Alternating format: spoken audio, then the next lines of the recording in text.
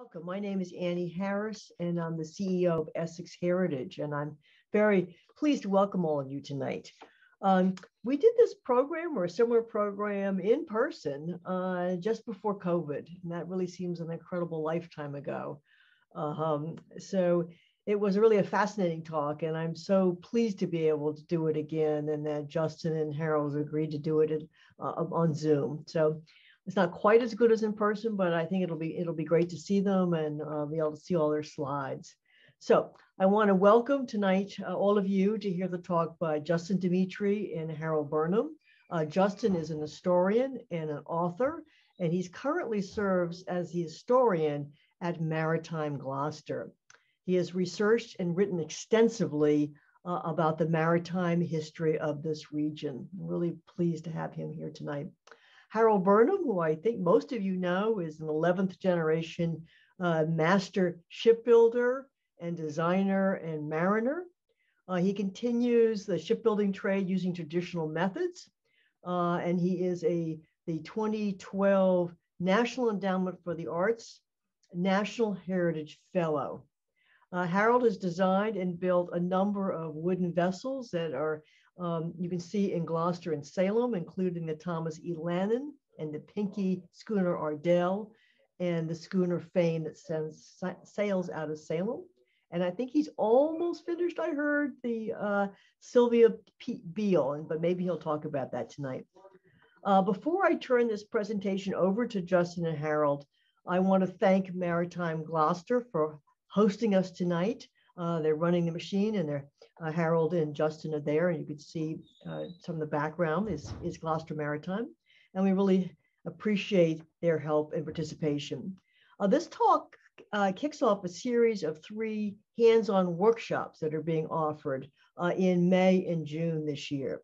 And if you're interested in how wooden boats are being built, I encourage you to sign up for this series of workshops. You can take 1 or all 3. And if you sign up for all 3, we're offering a discount to anyone who's attending this talk. And you can get the discount by just writing to Ryan Connery of Essex Heritage. And I think Ryan will put his email into the chat room. But we'd be happy to offer you a discount if you want to take the series. And the space is limited because of COVID. We're keeping the classes very small. The workshops are for 4 hours on Saturdays, May 14th, May 21st, and June 11th. May 14th, it will be at Salem Maritime, and the ship's Friendship of Salem's captain, Jeremy Balagan, and the master rigger and carpenters, John Newman and John Miles, will be there to work with you in the main rigging and woodworking shed at Salem Maritime, which is Pedrick's storehouse. And they'll learn about, you will learn about the principles of rigging. You will get to try hands-on doing bends and hitches and knots and worming and other skills that I don't know anything about. And you will also have the opportunity to discuss with them and see firsthand Friendship and some of her unique construction and talk about some of the benefits and challenges that this ship has presented to Salem Maritime. And then on May 21st, Lowell's Boat Shop, which many of you probably know is the oldest continuously operating boat shop in the United States, a National Historic Landmark. And it is going to be a hands-on session with traditional hand tools, and you'll learn about and experiment with the properties of local woods and experience working on a traditional dory, tracing patterns and shaping the wood and building the frame. Now, you're obviously not going to be able to do a whole dory on Saturday morning, but if you are interested in some of the courses that Lowell's offers during the year, this would be a great opportunity to experience and see whether you want to sign up for a whole series where you build a dory. And then in the afternoon, if you sign up for an additional, you could do some rowing. You can row a dory on the river. And then the last program is on June 11th at Maritime Gloucester, where Harold Burnham and Michael DaCosta will introduce the traditional methods that fishermen use to haul, maintain, and launch wooden boats. They also emphasize what can go wrong with So they talk about learning the tricks of launching wooden boats and how to prevent them from sinking when you do. So that sounds like a pretty interesting talk. And again, if you sign up for that and then sign up, there is an optional sale on the Ardell in the afternoon. So again, encourage you, if you really are curious about wooden boats, this is a great opportunity to learn more about it. And with that, I will turn this over to Justin and Harold, and thank you so much for being here tonight.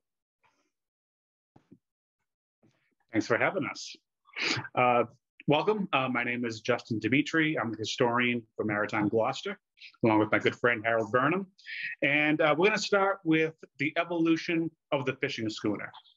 Now, Gloucester has all this lore attached to our schooners, specifically our fishing schooners, and there is no other place on earth that has done more with for the evolution of this type of vessel than this town.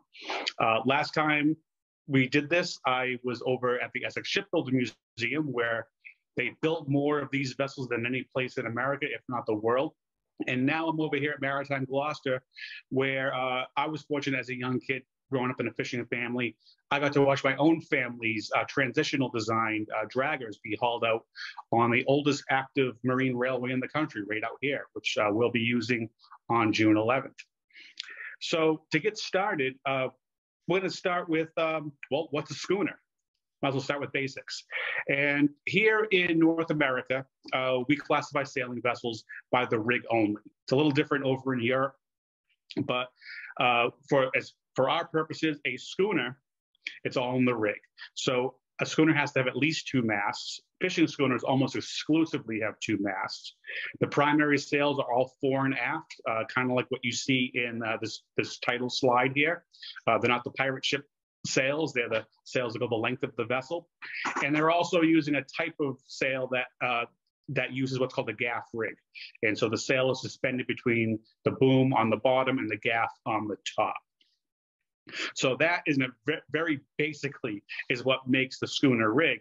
Now here in Gloucester, we have a local legend that says that the schooner was invented here. As a matter of fact, that legend took place in 1713, right across the harbor from where we're sitting right now. And it says that Captain Andrew Robinson, one of the early fishing highliners of Gloucester, was launching his new vessel out over in Smith Cove in East Gloucester. And a bystander said, "Oh, see how she scoons." And some of you might have heard the reply to this, "Well, a schooner let her be." And I know that's a story my great late friend Joe Garland liked to repeat over and over again. Although we know it's myth, and it is a great story. You got to start somewhere, especially if you have aims to be the world's greatest fishing port. You better have a pretty good origin story. However, the actual origin, like a lot of early American craft, it's obscured by history. What probably happened is a little bit of the old world came to the new environments, new technology. It all coalesced and created a vessel that just met the challenges that these new settlers were facing. However, before that happened, there are antecedents to what we now know as the fishing schooner, and the rig, and possibly even more, comes from Holland. If I can get the slide to work. There we go. So these are sketches from the 1660s, and these are a type of small craft in Holland that are known as spiel yachts. They were kind of play toys for the upper middle class and wealthy. They're not for work. These are pleasure craft.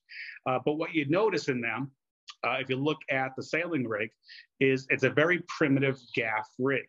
So this is the beginning of the type of rig we're going to use on our schooners. It also, if you look at the hull shape and what's coming next, you're going to see some similarities as well on another type of vessel that's not quite a schooner, but I would consider it a proto schooner. But these really give you an idea of where we're getting the concept of schooners. So these have 2 masts. There's no bowsprit. There are no jibs. So it's not that full-fledged schooner rig. It looks like these sails might be loose-footed, so they don't really have, some might not have a boom, but they're a really short gaff on top. And they also have that a hull shape that's reminiscent of what's going to be coming next. So why are we talking about Dutch vessels if this, the English settled Gloucester and it was an English colony? Well, right at the time when Gloucester was being settled, we're in the midst of the Anglo-Dutch Wars. There are 3 wars with England. The Dutch won the first one. Also, before that, there was the Dutch War of Independence, about 76 years of fighting the Spanish. And during that time, there was a large Dutch diaspora in places such as Harwich in England, or Harwich as we pronounce it here. And to the point where there's even loanwords still in the local slang, which might even give us the term schooners. And schooner is probably a corrupted Dutch word as well. So if you remember what those Field yachts looked like as far as the hull form, now compare that to a truly American innovation, something called a Chebacco boat. Now, Chebacco boats are these small, rugged, double-ended vessels that were developed in what is now Essex, Massachusetts. Chebacco is the original Indian name for the area, and up until the early 1800s, this was a part of Ipswich, and then they separate and become the town of Essex. But before that, these vessels had already had a long reputation. And one of the fun names that we used for them over in Essex is a colonial pickup truck. And that kind of gives you an idea of the versatility, the ruggedness, probably the lack of speed, but it's suitable for what they needed at the time. The top photo is a sketch from the early 1800s from the Sandy Bay Historical Society. And the vessel on the right, you can see, is a Chebacco boat. There's no bowsprit, and she has the distinctive, what we call a pink stern, the upswept bulwarks of the transom, which can also be used as a boom crutch. Down below is a sketch from a fisheries book from the 1800s, and that's a sketch by Joseph W. Collins, who was a Gloucester fisherman with a long memory and was also very influential in later schooner designs and in fisheries. But these are really the types of vessels that put Essex on the map as far as shipbuilding. These vessels were rugged, they were quick to produce, they didn't cost a lot of money, and they were versatile. So my personal belief is they probably started off evolving from earlier designs like shallops, and they probably weren't mentioned all that much because they were just utilitarian.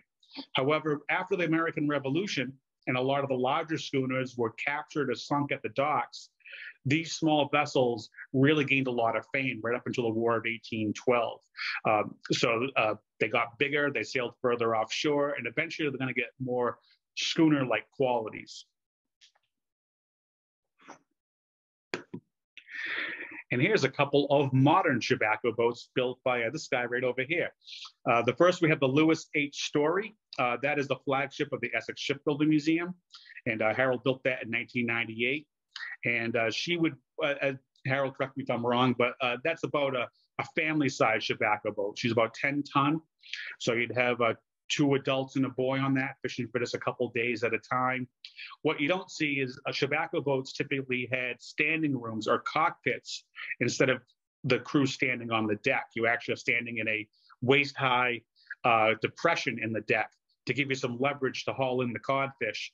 And it also allows for where the fish hatch to be as kind of like a fish cleaning table. You could also cover those hatches up if you were sailing in rough weather. And then to the right, we have the schooner Fame, which you folks from Salem might be familiar with. And Harold built her in 2003.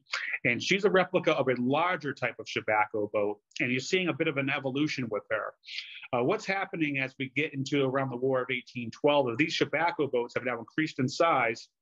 They're also becoming really good at catching mackerel, which is now a really big marketable fish for early America. It's a cyclical kind of fishery. When they come, they catch them, and not, well, they didn't really know much about their biology at the time. But it's vessels like the Fame, before they went into privateering during the war, that were adding temporary bowsprits to get some better sailing upwind capability. And these vessels would sail all the way up along the coast of Canada. They would be adopting the newly invented mackerel jig, which was invented over in Rockport around that time. And this was the beginning of a serious mackerel fishery around here. Now, of course, Fame, the real Fame, has a much bigger legacy, and that is her role in the War of 1812. She was a very successful privateer. Was over 20 vessels captured or something like that. It's an amazing number for the, when you look at the size of the Fame and you imagine about 30 angry fishermen with muskets and pitchforks and hatchets. It's really incredible the bravery for what they did. We didn't really have a Navy, and they were able to pull that off. So really incredible stuff. So next we're going to move into the full-fledged schooners. And these go by different names. The bankers are probably the most common name for them. Bankers, because these are the larger, heavier vessels. They're going to go further offshore. They're going to start fishing the banks along the coast of Nova Scotia, all the way up to the Grand Banks off of Newfoundland. And over time, they're going to change in shape and style. So as improvements come, they're going to start, the older designs are going to start getting names. So on the right, on the left-hand side and on the top right, what you're seeing are the older bank style, like say from the colonial days. And the men are fishing over the rail with hand lines. What you notice is they have a really high quarterdeck over the stern. And in later times, when these vessels had a change in shape, the younger fishermen would call these older fishing boats heel tappers, because it looked like it was an upturned boot with a big heel on it. Now, I don't know if that's up to opinion. However, it seems to, based on conjecture and what's been sent to us over the years, these vessels weren't great sailors. By later standards, at least. They did the job, but they had stubby masts, very blunt, bluff bows, and they were out there for a long time. They were there for cargo capacity. They weren't really designed for speed. Everything's being preserved in salt, so that running home to set the market, those forces aren't really as powerful as they're going to be later on. But these were the vessels that were the beginning of the Banks fleet. Another name for these, for those who are in the Salem area, are Marblehead schooners. Marblehead had the first big fleet. Gloucester was in second place right up until about the early 1800s when things started switching. So when you go back to the wreckage and you hear the term Marblehead schooner, these are generally the shapes that you're looking at. And then, of course, we have some of my favorites, the Pinky schooners. So Pinkies, if we go back to the Chebaccos, we essentially have a same concept in hull. We have basically a double-ended shape. We have that extended stern that's coming out. That's the pink in a pinky. It's probably a corrupted Dutch word, just like pinking shears or your pinky finger or even the color pink. They all have a very similar etymology. But pinkies grew out of the Chebacco tradition. And during the early 1800s, from about the War of 1812 up until about the 1850s, these were the ideal inshore fishing boat. So they're fishing all our inshore grounds for cod, for wintertime haddock, for pollock, for hake, all along Ipswich Bay, down the south shore. And then they really got some great fame in the mackerel fishery. As the mackerel fishery is growing in the 1830s and 1840s, these pinkies with men lining the rails with those mackerel jigs and a new invention called a bait mill, which ground up bait into chum. Now they're going all the way up to the Bay of St. Lawrence in the early spring. And again, they didn't really know about the biology of mackerel. So it's funny for someone like me who caught mackerel just off the wharfs growing up, that they're going, probably almost 1,000 miles from home. So they did that for quite a while, right up until the 1880s. There was still what would be called a jigger fleet. Eventually, the Pinkies are also going to be the first vessels that will replace the mackerel jig with the purse seine. And that's something that we are still using to a certain extent here in Gloucester for the school fish that we catch. The Pinkies had a long life. On the left is the Pinky Main. That is the last Pinky built in Essex back in 1845. And as far as I remember, she was still on the record into the 1920s. So that's why we have some pictures of her. But you can see they were well built. And the reason why Essex stopped building them in 1845 is because their number one customer, Gloucester, is starting to change things, and you have to build what the customer wants, and that's what Essex excelled at, is knowing their number one customer very well and producing exactly what they needed. And in this case, we're looking at the next evolution up, and what's happening is speed is becoming part of the equation. In the 1830s, a couple of Gloucester fishermen decided to take a risk and try to fish on George's Bank, which is much closer to us than the other major banks. It's a lot more dangerous as well. It might be only 80 miles offshore, but you have crazy tide rips, there's strong currents, and in storms, it's so shallow in places that you don't get swells, you get breakers. For a long time, local fishermen thought if you put your anchor down on George's Bank, the current would run you down. So 3 ships went out there, they tried it out. Not only were they able to hang on with their anchors, but they found there was a lot of fish out there. And they also found not just codfish, but they found another fish that was becoming very popular at that time, Atlantic halibut. Up until that point, halibut was a trash fish for Americans. But by the early 1840s, it's becoming a serious part of the market. Now, the thing is, people are also changing their tastes. The railroad has come, the ice industry is here. People are now, wanting fresh protein. Not everything has to be salted or pickled or smoked. So with that demand, Andrew Story over in Essex realized, well, maybe these fishermen in Gloucester are going to look for a sharper design to get home faster, especially if they're going to start putting ice in their boats instead of salt.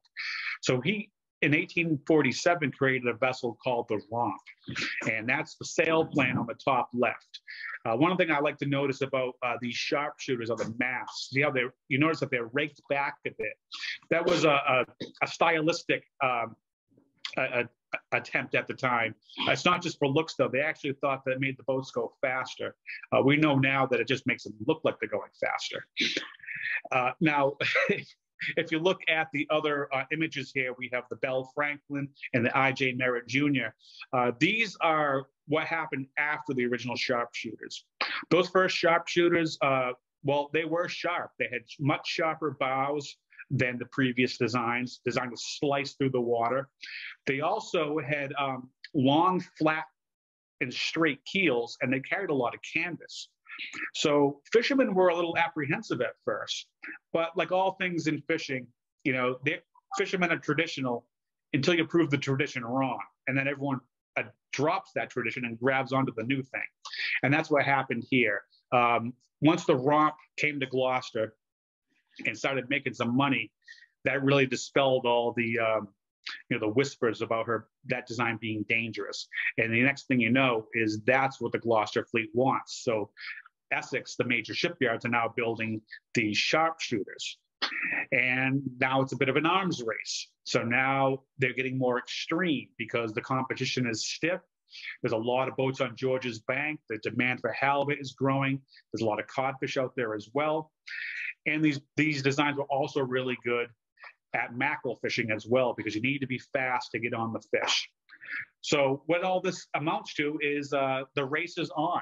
So now we start getting those famous stories of first boating getting the best price. So these guys fished very close together on George's Bank. They're waiting to see who's full. Once those sails go up, well, that crew is going to get a lot better price if they get in the market just at the right time. And that last crew might get nothing, or they might have to throw the fish overboard because it would cost too much to pay someone to lump it out. So that's what's happening as far as the market forces. But what's also happening is we're getting into the darkest years of the tragic story of Gloucester fishing. These folks are fishing really heavy in the winter. Prices are high, demand is high, weather is rough, and we're dealing with people that don't know what they're facing out there. There are no weather reports, and you're dealing with the vessel that's relatively flat and shallow on the bottom. They were prone to capsizing, or in really big storms, what would happen is they would drag their anchor, and then the anchor cable would snap. And a vessel like the one on the right, the I.J. Merritt, something that big and lofty, is now drifting down on the fleet, smashing into the fleet like bowling pins. And this is why Gloucester lost more men fishing during the Civil War than they lost fighting during the Civil War. And imagine that, being from a town like Gloucester, and you had a better chance of survival enlisting in the Union Army than fishing in the winter on George's Bank. I mean, that's what really colors our culture here is this. And there were always people willing to take the risk. Meanwhile, lost crews didn't really cost owners anything. There were always people willing to take that risk. Lots of men were now coming in from Nova Scotia and Newfoundland at this point to find a better life. They were happily jumping on these boats. Meanwhile, we also have insurance at this point. So for the owners that are losing all this capital with these vessels, they're recouping enough of it to stay in business and going back to Essex to have a new vessel built. So with that being said, it took a while because there was not really a lot of incentive to change the design to make them safer. But there were some horrible, horrible storms after the Civil War, especially 1879 is the worst. I believe 143 men died in a single storm in February. 249 men died by the end of that year. And that's just the men who went down. That's not counting the widows, the orphans, all the people that relied on those men to support them. It was a tragedy year in and year out.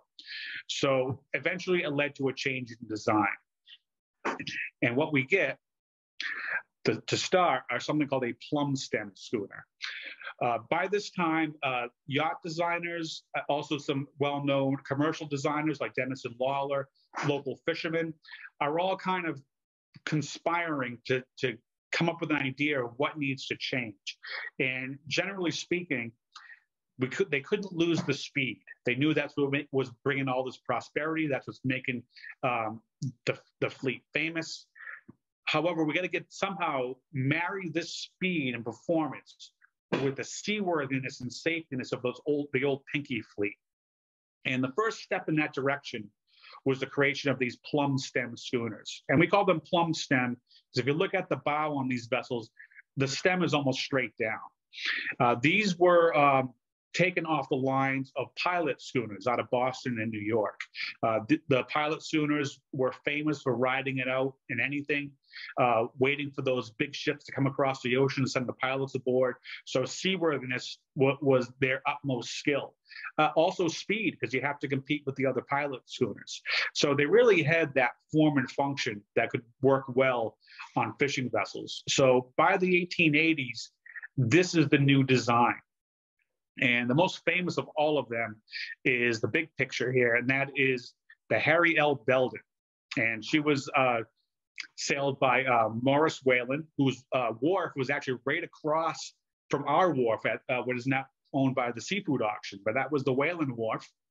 And this vessel's claim to fame is she won by the most famous and wild schooner race of all time. It was back in 1892.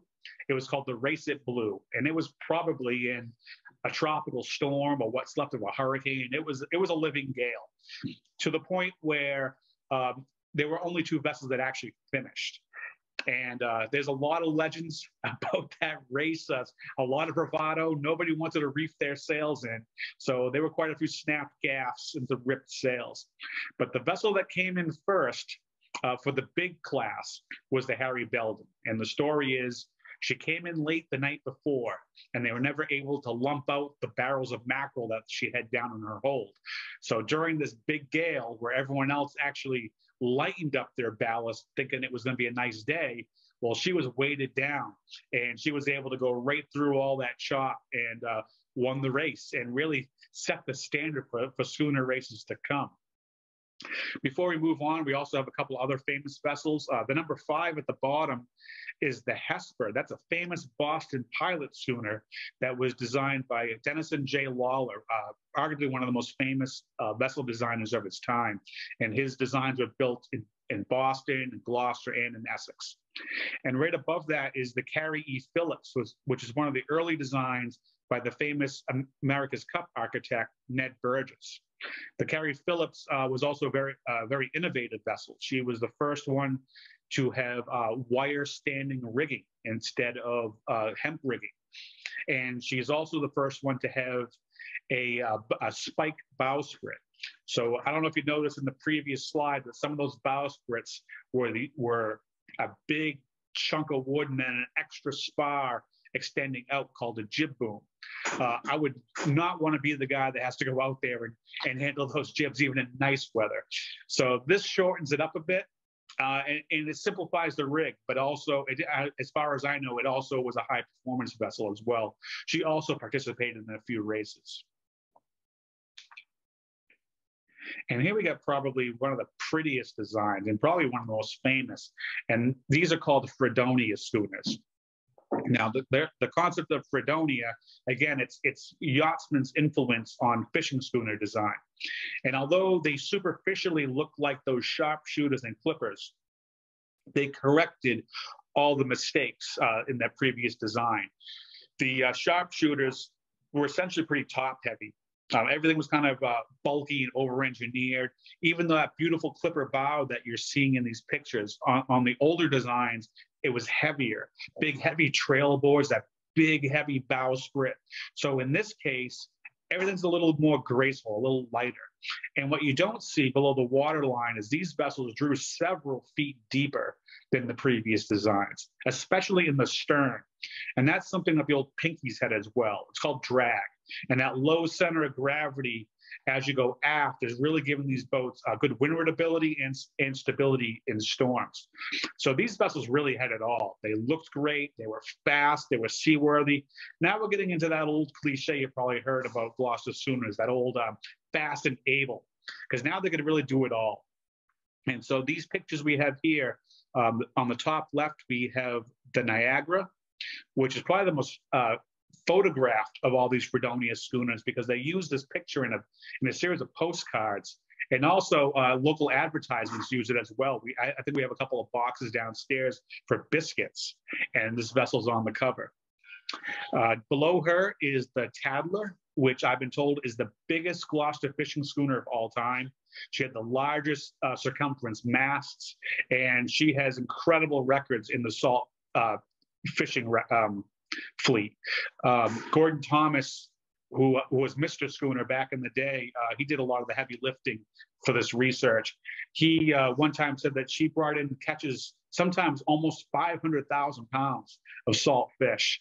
That is just unbelievable. When you think about it, I mean, salt fish is losing a lot of weight from that water. So it's not just like 500,000 pounds of fresh fish. It's even more so. So that is an incredible record. And then the bigger picture is the Nanny C. Bolin and her famous skipper, Tommy Bolin. And if anyone here has read the James Connolly books, you might have, this might sound familiar. There's some pretty amazing exploits with his crew. And there's a fun, I know I'm going to get the quote wrong, but he loved this vessel so much. He said something like, I would drive her and I would drive her, and do you think she would quit? No man ever lived that could see the Nanny C quit. So he thought that this boat was it. And took out 5 sets of spars. 5 sets, and that makes, yeah, he was a real driver. And unfortunately, during that famous race at Blue, he lightened up his ballast. So we don't really know how she would perform against the Harry Belden in the 1892 race. She had to turn back. I think she snapped a gas towards the end of that race, if I remember right. But as far as looks go, there's a lot of folks who are into this subject now that absolutely adore the looks of the Fredonia, and they're still around. The Letty Howard's still sailing. She's an original. Ernestina will be sailing around in the near future. And of course, Harold built the Thomas Landon, but what, 25 years ago now? God, yes. And she looks like she was launched yesterday. So both the Letty Howard and the Ernestina were rebuilt by David Short, who has a wicked eyeball, and he did a beautiful job. Excellent. So it'll be fun to see the Ernestina come around Eastern Point again. Absolutely, yes, yeah. So they're great boats, and you know, good examples. You know, it's hard to kill a good idea, and these boats still perform well and still look great even now. Now, for me, I kind of like the round bow schooners. I don't know why. It's just an aesthetic thing that I like. And again, we start seeing a yachting influence. These round bows, you notice how, as opposed to those plumb stem schooners, now the stem is coming up and around, curving in the opposite direction. And these vessels, they started around the 1890s or so. Vessels, the Burgesses, Bowden Crowning Shield, and Tom Mcmanus are three major designers of these types of vessels. And when it comes to the Mcmanus designs, a lot of these earlier vessels, on the top right, we have the L&C Burke. That was my late friend Jim Lynch's grandfather's vessel. And that time, you know, they have very long bowsprits, really nice sail area, very graceful sheer. These vessels, a lot of the early ones were named after Indian chiefs, Manhasset, Mattakesett, Massasoit, and others. And so they all have this designation as Indian headers. And that's just a variation on this larger theme of round bow and spoon bow vessels. As far as the spoon bows go, Crowning Shield, who's again more famous in yachting circles, is said to have developed the first spoon bow schooners here. And his first was a vessel called the Rob Roy, which sadly was sunk in World War I by a U-boat, one of several that were attacked. But we also have up here, we have the James W. Parker, that's a really nice photo from the Library of Congress. And she was participating in several races. I think that she's on some sort of excursion. There's a lot of people hanging out by the wheel on this photo. And then to the right is the famed Esperanto, who was a decent moneymaker back in the day, but is much more famous for winning the first official international fisherman's race back in 1920 against the Canadian schooner Delawana. We actually have her bell on display out on our porch here. When she sank in 1921, they tried to refloat her.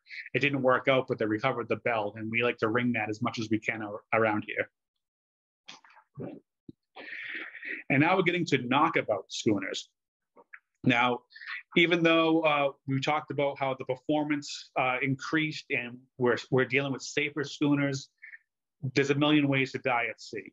And it doesn't have to be in a big storm. It could be on a nice day. And the skipper says, you know, head out on the bow and furl those jibs. And that's all it takes is a slip or the foot rope to snap. And they'll never see you again. You're covered in oilskins. Your boots are up to your knees. As soon as those fill up and you're in 40-degree water, that's it. It's actually the reason why my grandfather never learned to swim. He used to fish on the Grand Banks. So what's the point? They'll never find me. So Tom Mcmanus, who is definitely the most influential fishing schooner designer of all time, he understood this. He came from a long line of Irish fishermen. His father was a sailmaker. And he went to school, to the Boston Free School, to learn naval architecture. He was kind of getting sick of running a fish store on T Wharf. So he developed a real knack for not only designing beautiful high-performance vessels, but he was very concerned with fishermen's safety. And in this case, the knockabout design comes in the early 1900s and removes the bowsprit. So if you look at these photos here of the Natalie Hammond and the Catherine, what you're seeing is a vessel that if she had a bowsprit, it would extend out to where those jibs are. So what they did is they made the hull longer and changed the sail plan. So now you don't have to crawl out on a bowsprit. Now the sails can be handled from the deck. And it certainly saved lives, but it took a little while to catch on. These vessels cost a little more because you're adding frames. And if you look at the half-hull model of the Helen B. Thomas up above, that was Mcmanus's first knockabout design. That was built in 1902 over at the Oxner and Story Yard in Essex. And you'll notice how fine and thin the bow is. Some of the older guys I knew when I was little used to joke that if you run the windward bunk on a hard tack, you'd end up in your friend's bunk on the other side. They were so narrow forward. So Mcmanus got complaints about that. So within a couple of years, you already started seeing an improvement in this. And you can see that with the Natalie Hammond and then also with Catherine, two beautiful vessels. Leonard Mackenzie. Natalie Hammond, beautiful. I think she is a Leonard Mackenzie, now that you mentioned that. Beautiful boat. And also a top money maker, I believe was Blossom Colson, I think, fished on her for many, many years.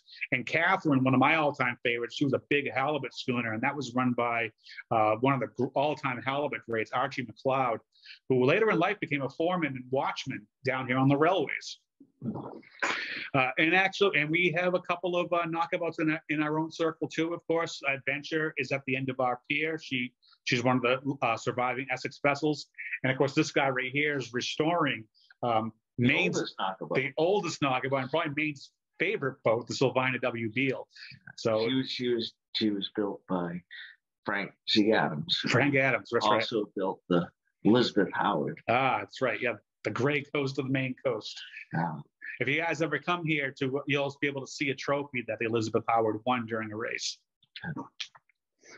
And now we're getting into the racing fishermen, which is probably the most famous aspect of all of this, because by the 1920s, when these races were occurring between Gloucester and Lunenburg, Nova Scotia, well, the press are involved, newsreels are recording their progress, model kits later on.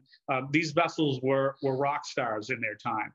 And they have an interesting heritage. They're basic.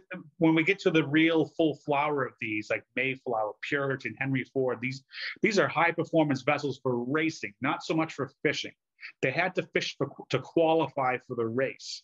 But they was, by this time, especially after the creation of Blue Nose, the Gloucester and Boston guys just wanted to win the cup back. So they fished enough, but it was really about the racing. So in my mind, when I'm trying to explain this to visitors, especially if they're familiar with America's Cup, I like to say, well, America's Cup is like Formula One racing. This is more like NASCAR, where, especially early NASCAR, back when they were still bootlegging on the side and then racing on Saturdays, that's how I see the fishing schooners in racing here. It's basically, they took a workhorse and turned it into a thoroughbred for the purpose of entertainment. So the Mayflower, which is on the top left, that's the Boston vessel that was built in the shadow of the news of Blue Nose. So the Boston guys said, well, we can build a big one too. So they hired Starling Burgess, and again, America's Cup designer. They brought the design over to the James Yard in Essex, and it was at 59 and a half working days. They built a vessel that's about 6 inches bigger than the Blue Nose. And it scared the hell out of everybody, including the Gloucester guys. You can see it's a very big boat from this picture. But what you might not notice is she doesn't really exactly have a fishing schooner's shape, especially in that stern. Burgess made the mistake of giving her a popular yacht stern from the time, which was just one of the many bits of going off the traditional schooner line for Gloucester, for Canada, for everyone to conspire just to say that Mayflower's not a fishing schooner, she's a yacht. So she was never able to race, although she did have one unofficial race with the vessel down below on the ways, and that's Puritan. And that was the next vessel designed by Starling Burgess, built in the same yard, but built for Captain Jeff Thomas, who would later own Adventure. And she is a very tragic story. She was very fast, very hard to handle. She only lived 101 days before she ran aground on Sable Island. So we'll never really know what she could do in a race. But her one unofficial race was off of Provincetown with the Mayflower. Puritan went over to get some bait. Mayflower was waiting for her. So they had a little unofficial race. And as the story goes, Puritan walked away from her. But it's still one of those what-if moments. We'll never know how she would perform against the Blue Nose. And then we have the Henry Ford, who did race the Blue Nose. And by all intents and purposes, they thought they won. But there's a little tricky thing about changing the rules of the race. And I won't get into the details of that, but let's just say this vessel ended up getting a significant amount of sail area clipped. And then the wind picked up and Blue Nose won the next two races. But we can talk about that when you come down for your guided tour with me this summer. And then here we have two of the most famous of the racing vessels, 1923's Columbia, which is probably the stiffest competition Blue Nose ever faced. As far as looks go, she's my personal favorite. Big, beautiful, fast, but also very tragic. This vessel after her no contest race with the Bluenose, struggled to make a living as a salt fisherman in the age of fresh fish. She was coming home with catches almost 400,000 pounds and still operating at a loss for various reasons. But part of it is, times have changed, and the salt cod industry was on the way out. So in 1927, they tried to take her on one last trip for salt banking. She never returns. It was probably a hurricane. She went down with all hands. 22 men lost. It's the single greatest tragedy for any individual vessel out of Gloucester, and that will never be matched. However, there's a new Columbia that was designed using the plans over in Essex, and so we get to see here on the Schooner Festival. So if you ever want to see how big and fast this vessel would have been, come down for the Schooner Festival on Labor Day weekend. And then, of course, we have the Gertrude Tebow, which is the most famous of all, real showboat. And she did beat the Bluenose in 1930 for the Lipton Cup. However, unfortunately for us, we lost the next two times, in 1931 and 1938 for the trophy. But it was the Tebow and the Bluenose that really, as far as the public go, was the swan song of the age of sail. They were out there. You could see them in newsreels on the headlines of the New York Times when the rest of the country seemed to have already gone to diesel engines. And so that's kind of, at least symbolically, how the age of sail was going away.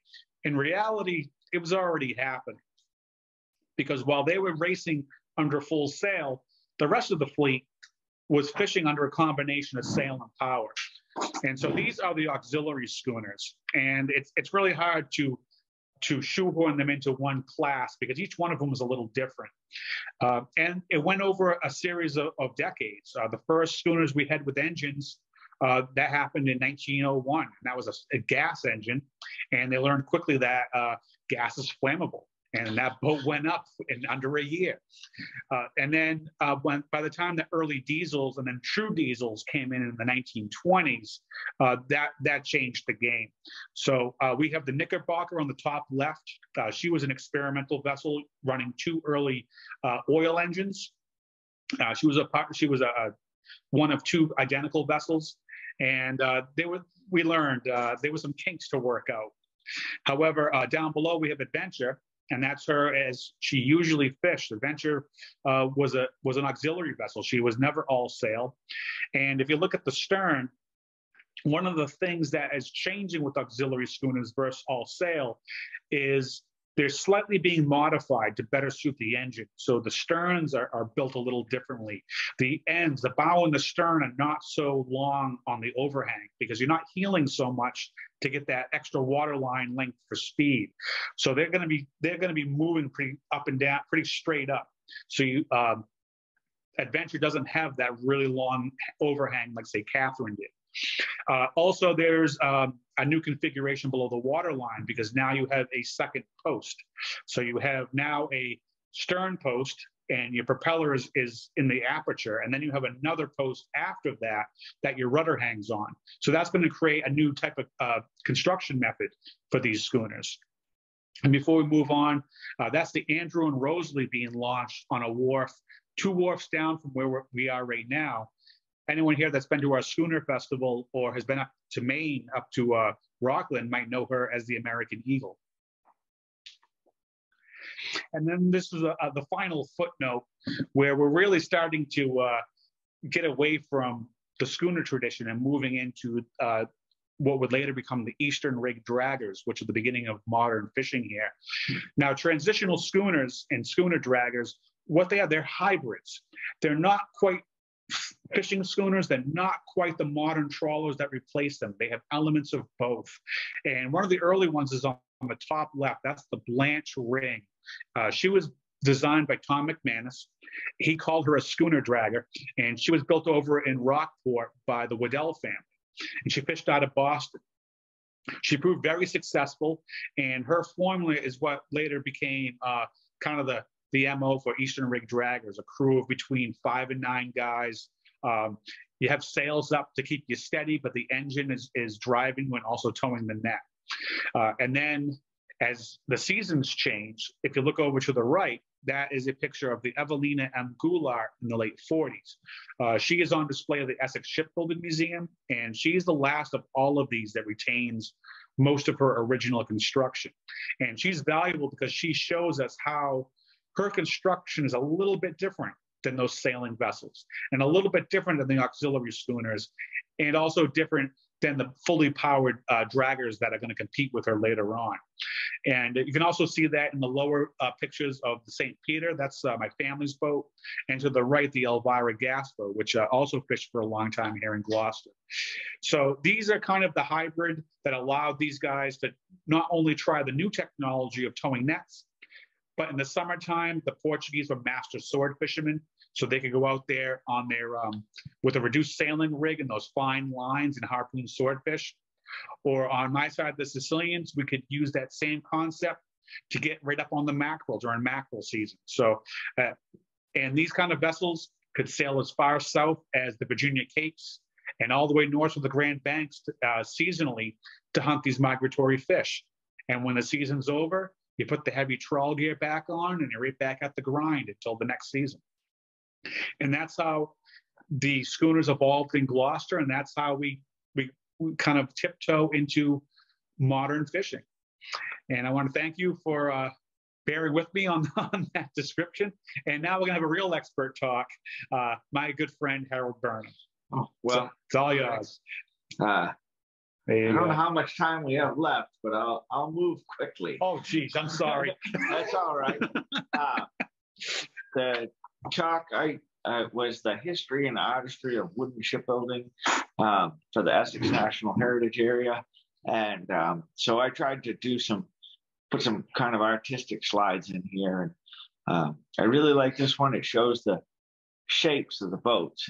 And this is the Lewis story and the Fame and the Resolute in the creek in Essex between our family shipyard and the museum. And you can still see this timber all over the place that's been there for years and years, and remnants of wharfs. And I believe in the early days of Essex was a fishing port until about 1830, and I believe that they probably sailed boats right up that creek and tied them to that wall. I have sailed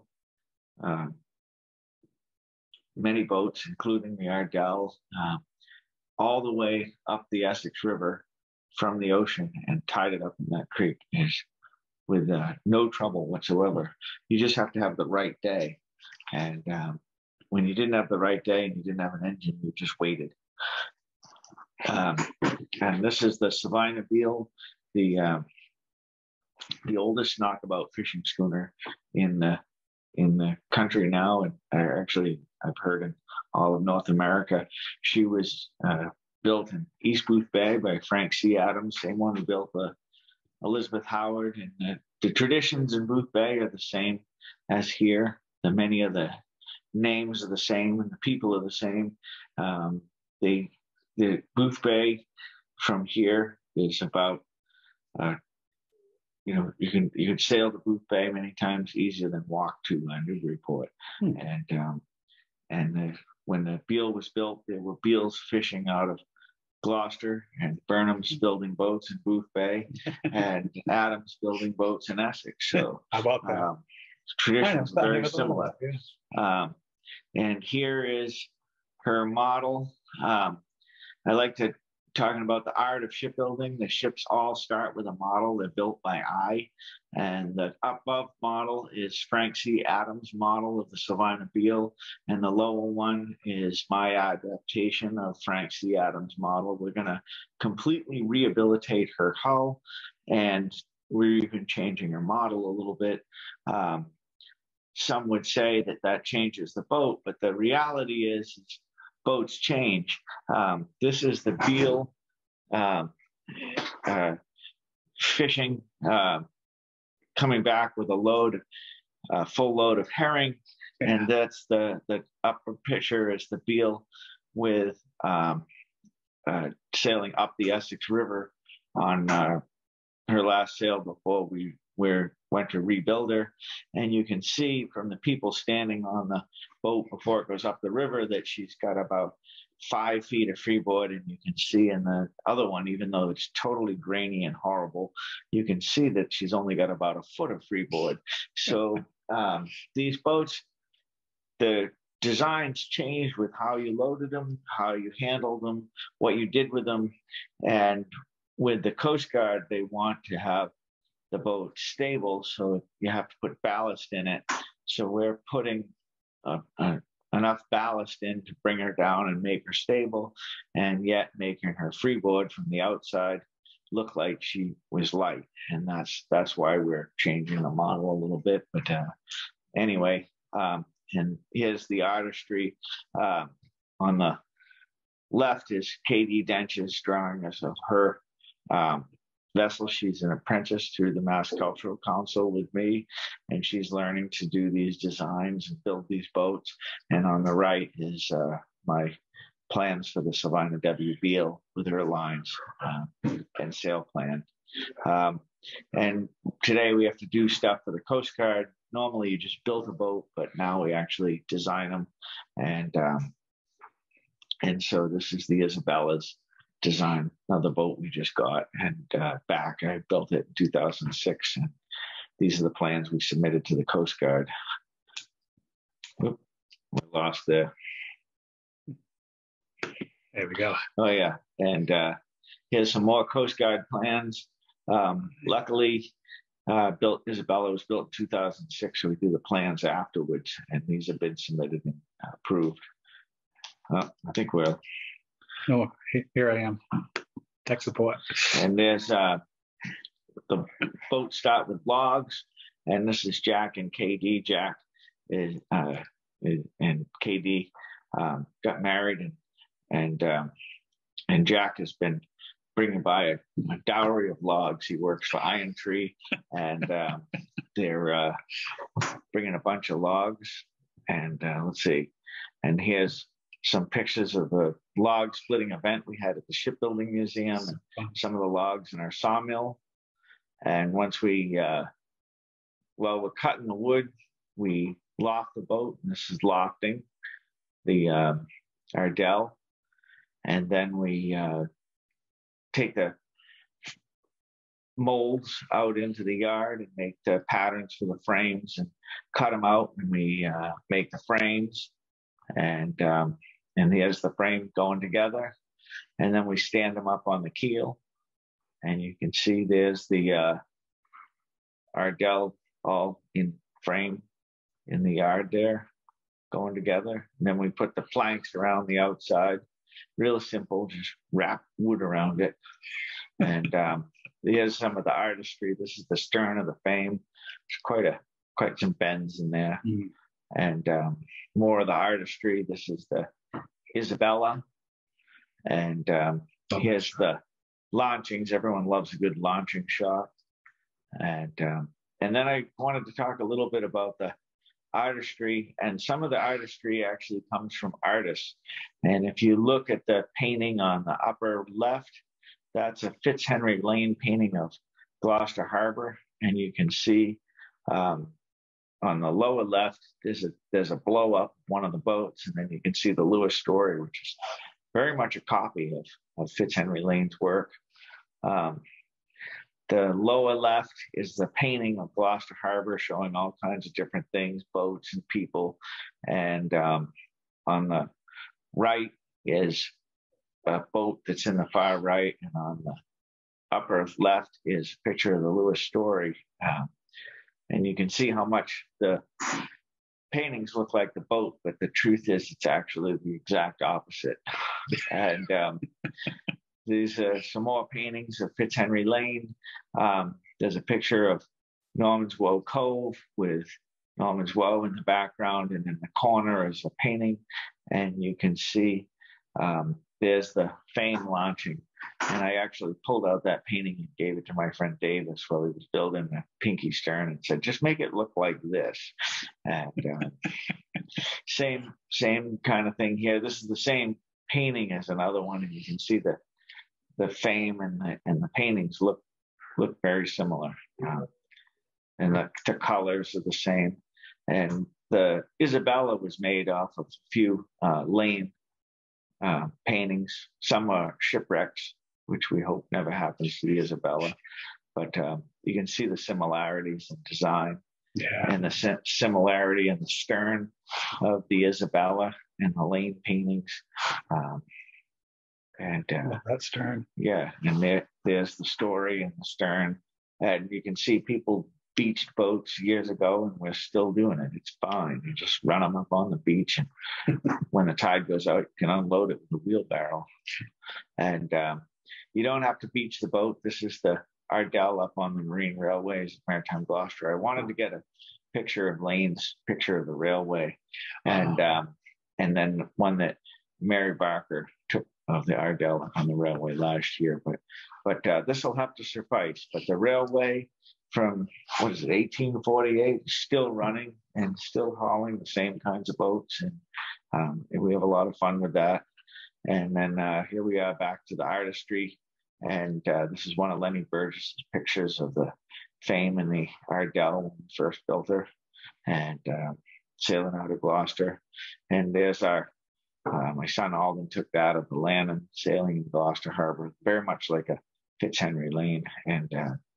And we have to give our photo credits and show off our new logo. We are now no longer Schooner Ardell Inc. We're Maritime Heritage Charters, and the vessel on the left is the Isabella, which we just got back.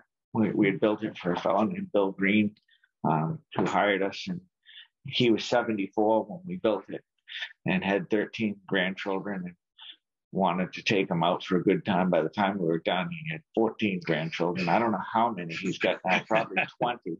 And a lot of them sailed on that boat. And when he got to be 89 and couldn't do it anymore, he wanted to make sure it went to a good home, so he gave it back.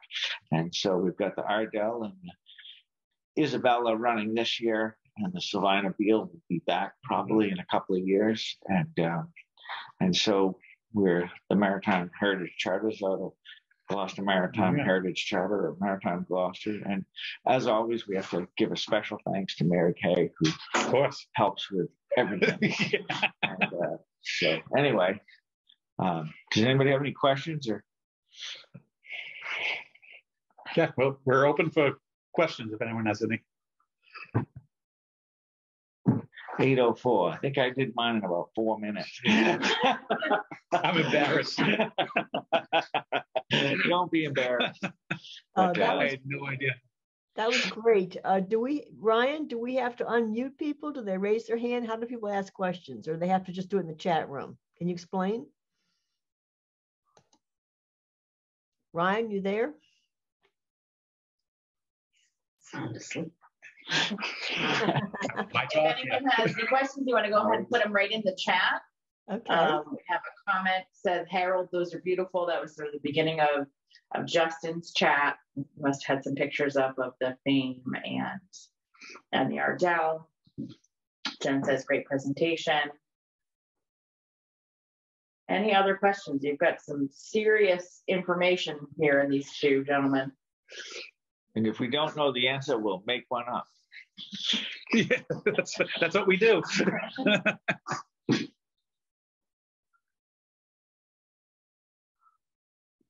There seems to be a chat, but should I click on that? Or? Nope. Oh, okay, here we go. We have one from Sue Kelly. She says, what was the operating life of a bank schooner? How many years before they were pulled offline? Oh, good question. Oh, I can answer that one. You go right ahead. Yeah. They, some of them lasted till they hit the first rock, and some went on for quite a while. But most of them were not pulled offline. They were sold east, because if they were too dangerous to sail out of Gloucester, we could find people more willing to sail further east to go. And so that's what you always do. Everything starts here and you sell it east. And the funny one is the Ernestina Morrissey. I think when she was 6 or 8 years old, she sold her out of Gloucester.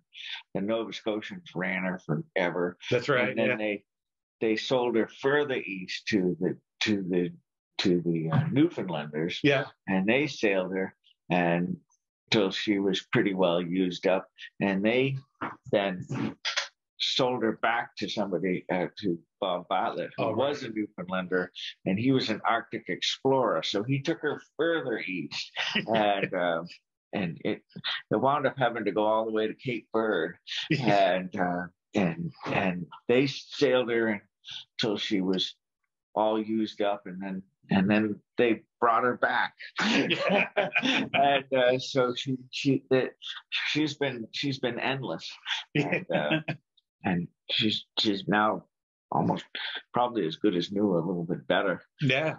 But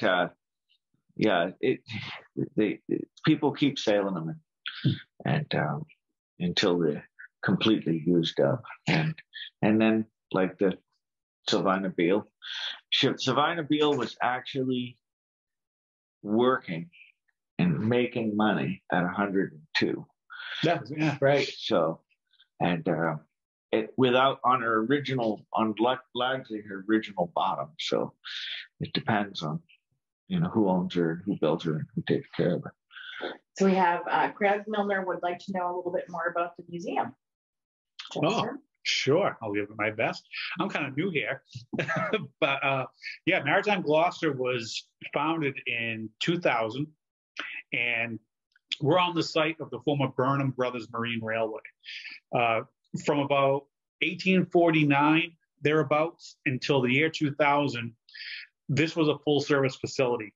We have, like I said before, we have the oldest operational marine railway in the country. There used to be two down here. And this was all set up back then to service the fleet, because before this railway was set up, you had to run your boat aground to do any below the waterline work. So this was a real active piece of our working waterfront.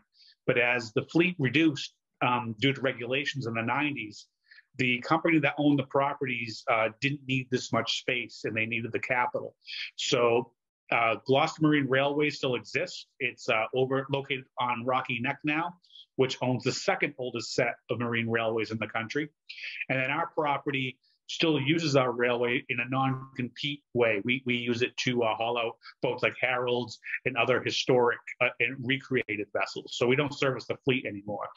But our mission is maritime heritage, marine science, and environmental responsibility. And we got a great aquarium. Another question from Pete Perkins. Did all the crews rotate out of fishing for the season to agriculture or other careers depending on the season? Maybe early on, because we do have a little bit of that in places like Essex. And when Gloucester was just starting out, you have this concept of a fisherman farmer. But when Gloucester really starts ramping up, you don't take sites off, you don't take trips off. That's where the money is. That's what's growing the economy here. So eventually you become a full-time fisherman. Those that stayed on that kind of fisherman farmer level would be more of the inshore, what we would call like a dayboat fisherman today. But if you were on a Banks fleet or any kind of substantial fishing vessel, that's your occupation. Because if anyone here has been involved in the fishing industry, the work on the boat never stops. Just because you're not fishing, you're always down the boat working on gear or checking it out. There's a million things to fix on a boat at any given time. Same with the passenger fish. Yes, you can relate. Yes, yeah. Harold's always on the boats working on something. So it doesn't matter what you're using it for. I think it's a common thing for boats, especially wooden boats. Sue Kelly notes, she says, I'd also heard that pinkies were really good as draggers because they were good in a following sea. Is that one of their benefits, or did I hear incorrectly? The pinky schooners were, they were not really around to be converted into draggers. And the type of stern, even for Eastern rig, the type of stern would be hard to run the nets around and that kind of thing. But they were good they were built mostly for mackerel fishing, I believe, early. Once they started to adapt from Chebacco boats, they were often called jiggers. and they were mainly in the mackerel fishery, hooks and lines, one fish at a time. And some of the ones that survived into the 20s were being used at that point as live lobster. Oh, right, yeah. Smacks and live lobster carriers and cargo. Yeah, there were a couple of double-ended draggers early on, little Eastern riggers. They didn't call them pinkies, though. They would call them like a canoe stern. But the similar concept, but not with the big upswept shape like you see on a pinky. Actually, I think your grandfather fished on one of them. I think it was the Lena W was one of those double-ended. And there was one small one when I was around, I remember. And Raylan, what was the little one that was in the harbor? Light gray. It was a little one. I remember as a kid. Little thing. And I thought it was adorable when I was little, but I never heard anyone tell me it was a great boat to fish on. Yeah. Pete Perkins again. When did purse seiners evolve? Purse seining arrives in America somewhere in the late 1840s. The first evidence I have of purse seining in Gloucester was Jim Patillo. He used an experimental purse seine in like 1849 on the William Wallace. There might have been guys before that, but that's the first time I've ever read someone actually using the purse seine. And it probably takes another 5 to 10 years before it really starts taking over from the jigger fleet. Catherine Perano, when was the Resolute built? Honor in regards to Chucky. Oh, that's for you. 1973. It was built, and it's going to be 50 years old when next year. Which is funny because the 70s were 30 years ago still. Yeah. It'll always be 30 years ago. So, got any last questions? And then feel free always to reach out to Justin or Harold here through us at the museum. You can email info@maritimegloucester.org. Absolutely. We get questions all the time. We'd love to have questions, and then come for sale. And come for a sale. Definitely, yes. We're getting back together here, so we'll be. That's really when you get the real story. Exactly. And Maritime Gloucester looks forward to opening Memorial Day weekend, and the Ardell will be sailing soon. So we're pretty excited to get the energy back here on the wharf. That's great. Well, thank you so much. Thank you, Maritime Gloucester, and thank you, Harold and Justin. That was two great talks. I also want to put in a plug for Maritime Gloucester. It's a wonderful site, a wonderful museum, great place for kids with the touch tanks. But I didn't realize you were going to have 2 ships, and now almost soon have 3 ships sailing out of there. It'll be great. And just one last plug for the workshops too. One of which that Harold will be participating in, but feel free to sign up. And I think Ryan Connery put his information in the chat room if you want to get a discount, or just write to info@essexheritage.org. But another great opportunity to learn more about shipbuilding here, but really fascinating industry. And my God, you guys know a lot about it. So thank you very much. Thank you, Annie. Anytime. See you soon. Thank you. Thanks to the Essex National Heritage Area for putting this on. Happy to do this. Hopefully we'll do some more. Thanks a lot. Have a great spring, everybody. See you soon. Yeah, bye-bye.